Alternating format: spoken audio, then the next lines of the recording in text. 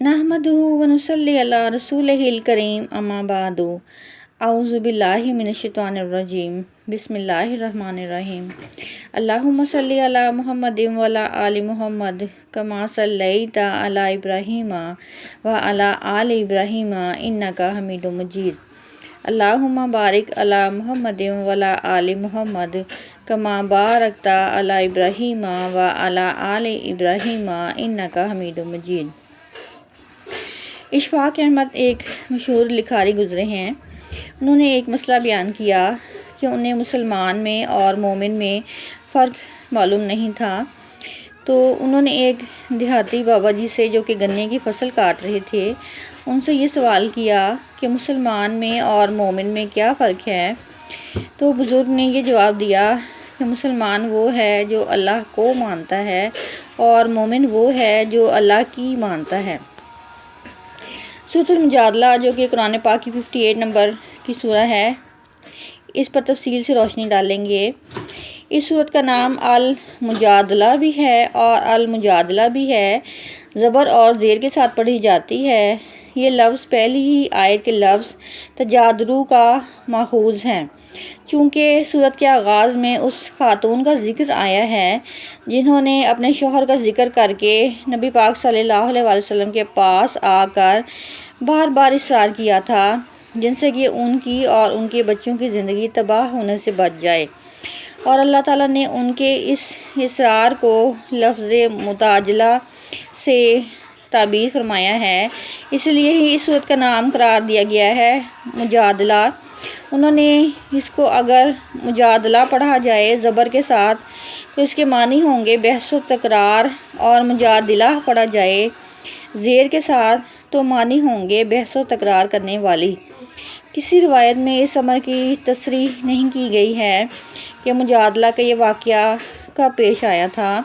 مگر ایک علامت اس سورہ میں ایسی ہے جس کی بنا پر یہ بات تعین کے ساتھ کہی جا سکتی ہے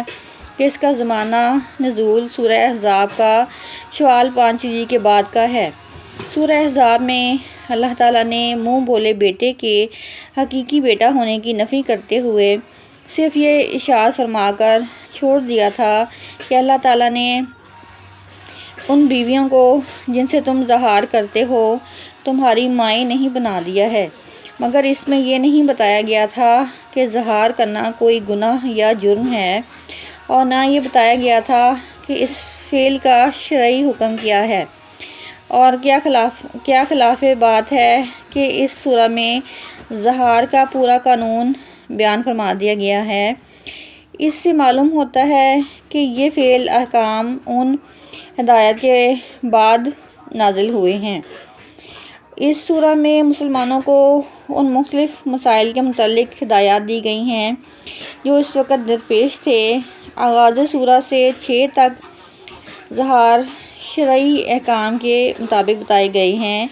اور اس کے ساتھ مسلمانوں کو پوری سختی کے ساتھ متنبہ کیا گیا ہے کہ اسلام کے بعد بھی جاہلیت کے طریقوں پر قائم نہ رہنا، اور اللہ تعالیٰ کی مقررہ حدوں کو نہ توڑنا یا اس کی پابندی کے انکار نہ کرنا، یا اس کے مقابلے میں خود اپنی مرضی سے کچھ قاعدے اور قوانین بنا لینا قطعی طور پر ایمان کے منافی ہے، جس کی سزا دنیا میں بھی ذلت اور رسوائی ہے، اور آخرت میں بھی اس پر سخت باز پرس ہوگی۔ آیات 7-10 میں منافقین کی اس روح پر گرفت کی گئی ہے، اس روش پر گرفت کی گئی ہے کہ وہ آپس میں خفیہ سرگوشیاں کر کے طرح طرح کی شرارتوں کے منصوبے بناتے تھے، اور ان کے دلوں میں جو بغض چھپا ہوا تھا اس کی بنا پر نبی پاک صلی اللہ علیہ وسلم کو یہودیوں کی طرح ایسے طریقے سے سلام کرتے تھے جس طرح کے سلام کرنے کے بجائے بد دعا کا پہلو نکلتا تھا۔ اس سلسلے میں مومنین کو تسلی دی گئی ہے کہ وہ منافقین کی شرارتوں پر اثر نہ لیں، ان کی شرارتیں تمہارا کچھ نہیں بگاڑ سکتی، اس لیے تم اللہ کے بھروسے پر اپنا کام کرتے رہو۔ اس کے ساتھ یہ اخلاقی تعلیم بھی دی گئی ہے کہ سچے اہل ایمان کا کام ظلم و زیادتی اور نبی پاک صلی اللہ علیہ وسلم کی نافرمانی سے بچنا ہے اور سرگوشیاں کرنا مقصد نہیں ہے۔ وہ اگر آپس میں بیٹھ کر تخلیے میں کوئی بات کریں تو بھی نیکی اور تقوی کی بات ہونی چاہیے۔ آیات 11-13 میں مسلمانوں کو مجلسی تہذیب کے کچھ آداب سکھائے گئے ہیں اور بعض ایسے معاشرتی عیوب کو دور کرنے کے لیے ہدایات کی گئی ہیں جو پہلے بھی لوگوں میں پائے جاتے تھے اور آج بھی پائے جاتے ہیں۔ کسی مجلس میں اگر بہت سے لوگ بیٹھے ہوئے ہوں اور بہت سے لوگ آ جائیں تو پہلے سے بیٹھے ہوئے اصحاب اپنی ہی زحمت گوارا نہیں کرتے کہ ذرا سمٹ کر بیٹھ جائیں اور دوسروں کے لیے گنجائش پیدا کر دیں۔ نتیجہ یہ ہوتا ہے کہ بعد میں آنے والے کھڑے رہ جاتے ہیں یا دہلیز میں بیٹھنے پر مجبور ہو جاتے ہیں یا واپس چلے جاتے ہیں یا دیکھ کر کہ مجلس میں ابھی کافی گنجائش موجود ہے حاضرین کے اوپر سے پھلانگتے ہیں۔ یہ صورتحال نبی پاک صلی اللہ علیہ وسلم کی مجلسوں میں اکثر پیش آتی رہتی تھی، اس لیے اللہ تعالیٰ نے لوگوں کو ہدایت فرمائی کہ اپنی مجلسوں میں خود غرضی اور تنگ دلی کا مظاہرہ نہ کیا کریں بلکہ بعد میں آنے والوں کو کھلے دل سے جگہ دے دیا کریں۔ اسی طرح سے ایک عیب لوگوں میں یہ بھی ہوتا ہے کہ کسی کے ہاں چلے جاتے ہیں تو جم کر بیٹھ جاتے ہیں اور اس بات کا ذرا خیال نہیں کرتے کہ ضرورت سے زیادہ کسی کا وقت لینا اس کے لیے باعث زحمت ہوگا۔ اگر وہ کہیں کہ حضرت آپ تشریف لے جائیں تو برا منا جاتے ہیں، اور اگر بنا بتائے اٹھ جائیں تو بد اخلاقی کی شکایت کرتے ہیں اور اشارے کناریے سے ان کو بتائیے کہ اب کچھ ضروری کاموں کے لیے ان کو وقت ملنا چاہیے تو سنی انسنی کر جاتے ہیں۔ لوگوں کے اس طرز عمل سے خود نبی پاک صلی اللہ علیہ وسلم کو بھی سابقہ پیش آتا تھا اور آپ صلی اللہ علیہ وسلم کی صحبت سے فائدہ اٹھانے کے لیے اللہ کے بندے اس بات کا لحاظ نہیں کرتے تھے کہ وہ بہت زیادہ وقت لے رہے ہیں اور قیمتی کاموں کو نقصان کر رہے ہیں۔ اللہ تعالیٰ نے کہا کہ جب مجلس برخاست کرنے کے لیے کہا جائے تو فوراً اٹھ جایا کرو۔ سورۃ المجادلہ کا خلاصہ اس طرح سے ہے کہ یہ مدنی صورت ہے، ہجرت مدینہ کے بعد نازل ہوئی ہے، اس کی 22 آیات ہیں، اس کا 58 نمبر ہے، تدوین کے اعتبار سے اس کا 58 نمبر ہے، نزول کے اعتبار سے اس کا 105 نمبر ہے۔ اس سے پہلے 104 صورتیں نازل ہو چکی تھیں۔ مجادلہ کا لفظ جدل سے ہے، معنی ہے جھگڑا کرنا، لڑائی کرنا، اپنی بات منوانے کے لیے جھگڑنا۔ اس میں ایک صحابیہ کا ذکر ہے، خولۃ بنت سابلہ، جو کہ اپنے شوہر کے حوالے سے نبی پاک صلی اللہ علیہ وسلم سے تکرار کر رہی ہیں۔ زہار کا معاملہ تھا، اس سلسلے میں نبی پاک صلی اللہ علیہ وسلم سے بات کر رہی ہیں اور اپنی منشا کے مطابق سننا چاہتی ہیں کہ اللہ تعالیٰ نے اس کی منشا کے مطابق ہی آیات اتار دیں۔ اللہ تعالیٰ نے سن لی اس عورت کی بات جو کہ اپنے شوہر کے لیے نبی پاک صلی اللہ علیہ وسلم سے جھگڑ رہی ہے اپنے شوہر کے بارے میں، اور یہ اللہ کو شکایت پیش کر رہی ہے۔ لہٰذا اللہ تعالیٰ نے ایک مسئلہ ہے زہار کا، اس کے مطابق فیصلہ کر دیا۔ حضرت عائشہ صدیقہ رضی اللہ تعالیٰ عنہ فرماتی ہیں کہ میں بھی گھر کے کونے میں بیٹھ کر سن رہی تھی۔ حضرت عائشہ صدیقہ رضی اللہ تعالیٰ عنہ فرماتی ہیں کہ میں بھی گھر کے کونے میں بیٹھ کر سن رہی تھی، مگر اتنی واضح نہیں سن سکی تھی جتنی اللہ تعالیٰ نے اس کی واضح بات سن لی اور سورۃ المجادلہ اتار لی۔ اس کے اندر مباحثت اعظم کا ذکر ہے، اس میں ایسی مناجات کا ذکر ہے کہ جو نہ پہلے کبھی روئے زمین پر رونما ہوئی اور نہ اس کے بعد قیامت تک کبھی رونما ہوگی۔ مناجات کا مطلب ہے سرگوشی اور رازداری میں بات ہو رہی ہے دو آدمیوں کی، اور یہ مناجات کس نے کی؟ حضرت علی شیر خدا نے نبی پاک صلی اللہ علیہ وسلم کے ساتھ بات کی، اور مناجات کا اس کے اندر ذکر ہے۔ حضرت علی رضی اللہ تعالیٰ عنہ خود بھی فرماتے تھے کہ یہ جو آیت ہے، اس آیت کے اندر میں نے بھی عمل کیا تو مجھ سے بھی کسی نے عمل کرنے کے لیے کہا، نہ قیامت تک کوئی اس پر عمل کر سکے گا۔ یہ وہ واحد آیت ہے جس نوعیت کی سرگوشی ہے، یہ اب روئے زمین پر دوبارہ نہیں ہوگی۔ نبی پاک صلی اللہ علیہ وسلم دعوت تبلیغ میں مصروف رہتے تھے۔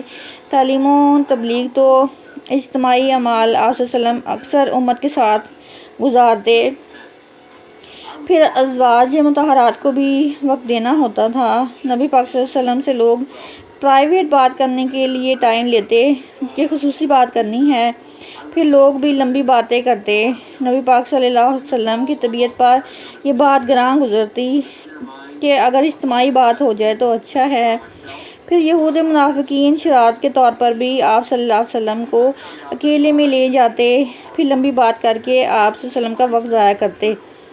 اور مخلص صحابہ بھی نبی پاک صلی اللہ علیہ وسلم کی موجودگی سے خوش ہوتے اور گفتگو کو بلا وجہ طول دے دیتے، جو کہ آپ صلی اللہ علیہ وسلم پر بوجھ ہوتا اور اجتماعی کام بھی رک جاتے۔ آپ صلی اللہ علیہ وسلم کو بڑی گرانی ہوئی تو اللہ تعالیٰ نے یہ آیات اتار دیں جو کہ سورۃ المجادلہ 58 نمبر سورہ میں ہیں کہ اے ایمان والو، جب تم الگ وقت کرنا چاہو اللہ کے رسول صلی اللہ علیہ وسلم سے تو صدقہ نکالا کرو، پہلے صدقہ نکالو پھر ملاقات کرو۔ حضرت علی رضی اللہ عنہ سے دریافت کیا گیا کہ نبی پاک صلی اللہ علیہ وسلم نے کیا بتایا ہے کہ کتنا صدقہ ہونا چاہیے لوگوں کے لیے، تو حضرت علی نے مشورہ دیا کہ 1 دینار کافی ہے، 10 درہم بنتے ہیں، نصف دینار یا 5 دینار قریب غربہ ہیں۔ تو انہوں نے یہ بتایا کہ حضرت علی نے یہ مشورہ دیا کہ 1 جو رکھنا چاہیے، جو کہ اس زمانے کا ایک جو ہر انسان کے لیے مناسب تھا دینا، تو غریب غربا بھی دے سکتے تھے۔ تو نبی پاک صلی اللہ علیہ وسلم نے حضرت علی رضی اللہ عنہ سے کہا کہ تو بڑا ظاہر آدمی ہے۔ حضرت علی رضی اللہ عنہ نے سب سے پہلے اس پر عمل کیا۔ انہوں نے کہا کہ میرے پاس 1 دینار تھا، 10 درہم بنتے تھے، چنانچہ میں نے نبی پاک صلی اللہ علیہ وسلم سے 10 سوال کیے، اور اس کے بعد جب غریب غربا یہ کچھ رقم نہ دے سکتے تھے